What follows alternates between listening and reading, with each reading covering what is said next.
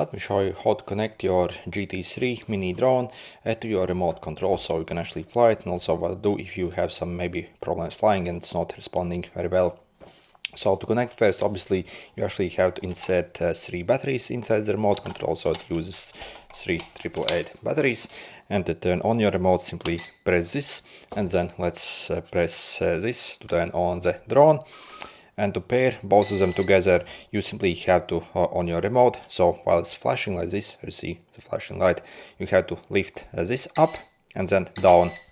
As you see, the drone will flash and will basically switch on this constant light. That means your drone is paired. So again, simply lift up, down, and then it's paired. Also, it is easy as that. Also, if you basically, before you fly, also you actually need to calibrate your drone, because if you do not do it, again, your drone actually basic controls won't be very good, might go all over. So the way we do it is we simply take these both sticks and pull them like this. Wait for 1 second and release. So again, okay, pull them this. You see the drone actually start to flash, and that basically basic calibrates.